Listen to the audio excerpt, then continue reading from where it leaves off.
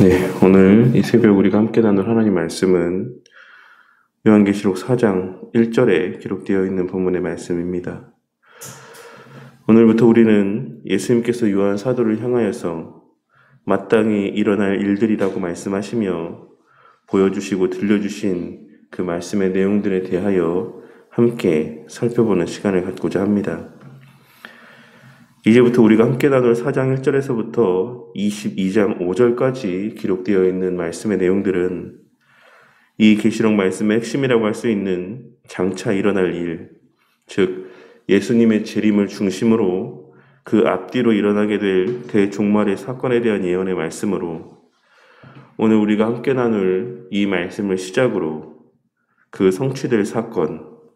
장차 이 세상 가운데 정신없이 휘몰아치게 될 마지막 날의 사건들에 대한 내용들이 연이어 증거되어지기 시작하고 있습니다.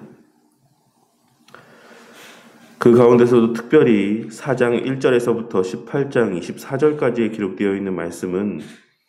예수님의 재림 직전에 그 마지막 날의 대환란에 대한 예언의 말씀이 기록되어 있는 부분이자 역사 가운데 수많은 이들이 그 의미를 알고자 많은 관심을 기울였던 내용들이라고 할 수 있습니다. 그리고 그렇기에 이 4장 1절에서부터 18장 24절까지 기록되어 있는 본문의 말씀들은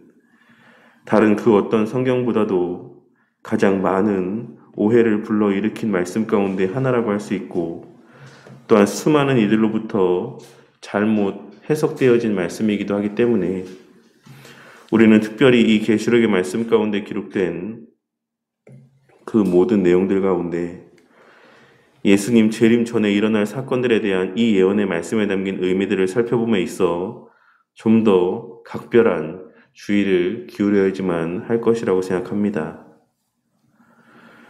요한 사도는 오늘 말씀을 시작하며 이 일 후에라고 하는 표현을 사용을 하고 있는데 이는 앞으로 주어질 예언의 말씀이 지금까지 나눈 3장까지의 말씀 이후에 일어날 일들에 대한 예언이라는 그런 의미의 표현이 아닌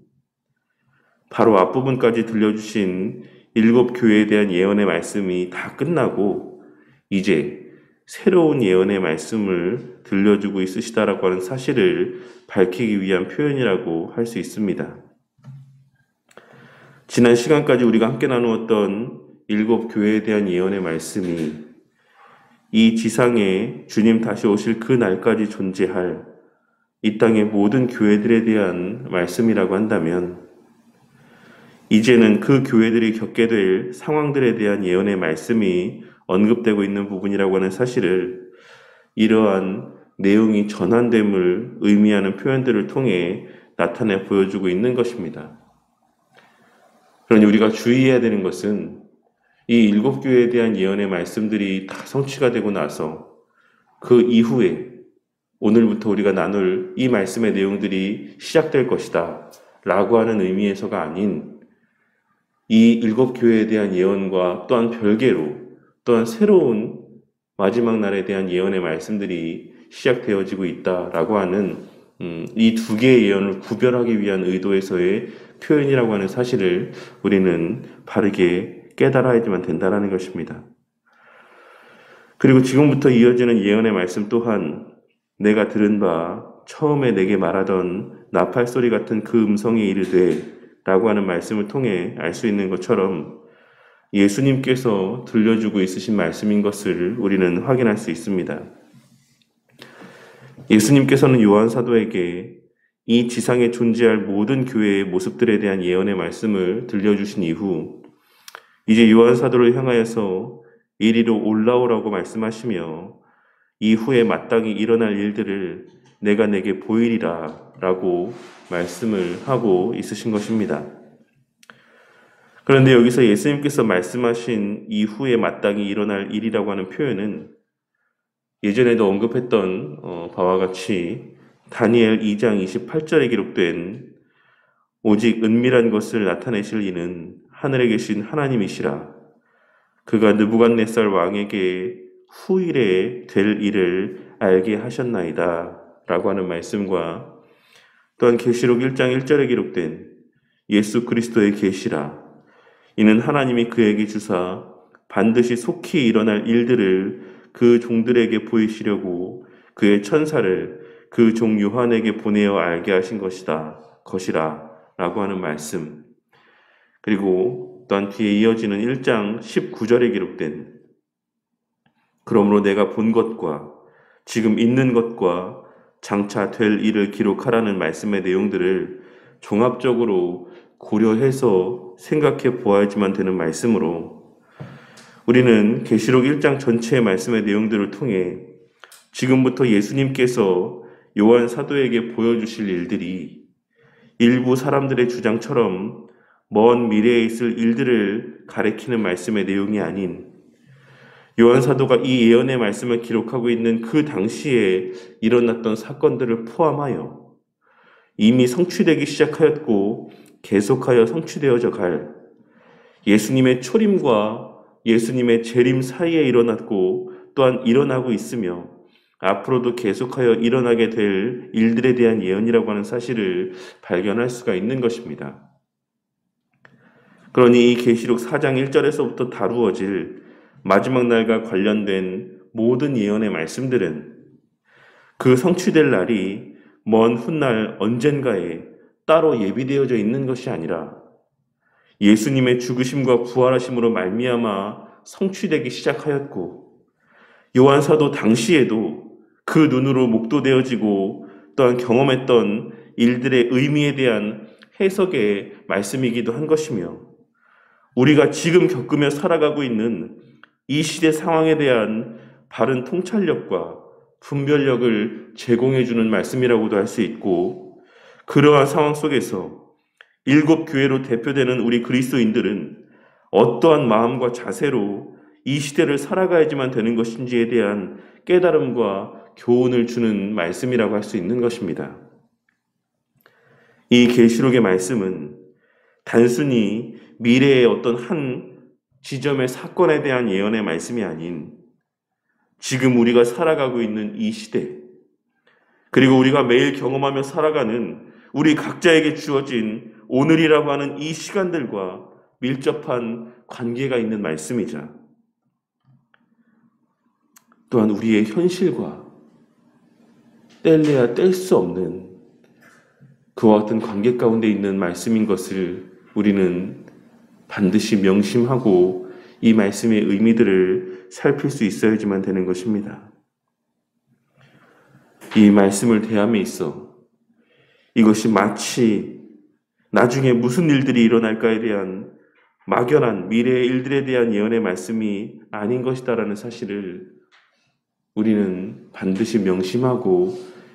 이 주의 말씀 가운데 귀를 기울여야지만 된다라는 것입니다. 오늘날 일부 사람들은 이 계시록의 말씀을 언젠가 일어날 미래의 사건으로만 해석을 하기 때문에 이 계시록 말씀이 담고 있는 현재적인 의미에서의 교훈을 깨닫지 못하고 초대교회 성도들이 받아 누렸던 그리고 또한 초대교회 성도들을 비롯한 기독교 역사 가운데 존재했던 우리 모든 믿음의 선배들이 받아 누렸던 이 계시록에 기록된 말씀을 통한 영적인 유익들을 온전히 누리지 못하고 살아가고 있는 것을 보게 될 때가 많습니다. 이 계시록의 말씀은 언젠가 그리고 반드시 일어나고 성취될 일들이라고 하는 것은 믿고 있긴 하지만 그것은 나중 일이기 때문에 오늘 이 한날을 살아가는 나의 삶과는 직접적인 관계가 없는 말씀이라고 생각을 하며 이 계시록에 기록된 말씀들과 어느 정도의 괴리 가운데 살아가고 있는 것을 보게 될 때가 많이 있다라는 것입니다. 하지만 우리 성도님들은 지난 시간과 오늘 이 시간에 함께 나누고 있는 이 계시록 4장 1절에 기록된 말씀 이후로 기록되어 있는 모든 예언의 말씀들이 교회 시대 전체에 곧 교회 시대 전체의 과거, 현재, 미래에 일어날 모든 사건들과 관련이 되어 있는 것뿐만 아니라 모든 시대의 교회 가운데 반복적인 동시에 또한 큰 시대의 흐름 속에서 점진적으로 성취되어져 갈 일들에 대한 예언의 말씀인 것을 깨닫고 명심하게 되는 은혜가 있으시기를 바라겠습니다. 이 예언의 말씀은 어떤 특정 시대를 살았던 성도들이나 혹은 앞으로의 어떤 특별한 시대를 살아갈 성도들을 향한 예언의 말씀이 아닌 앞서 우리가 함께 나눈 이 지상에 항상 존재할 7교회에 속한 이 땅에서의 모든 시대를 살아갈 성도들 모두에게 일어날 사건에 대한 예언이자 큰 시간의 흐름 속에서 그러한 성도들과 교회들을 통해 점진적으로 성취되어져 가고 목도되어져 갈 사건들에 대한 예언의 말씀이기도 한 것입니다. 그러니 이 계시록에 기록된 예언의 말씀들은 미래적인 동시에 현재적인 것이고 과거에 있었던 우리 믿음의 선배들의 삶의 흔적들을 통해 우리가 분명 확인하고 또한 확신할 수 있는 약속의 말씀인 것을 깨달을 수 있어야지만 되는 것입니다.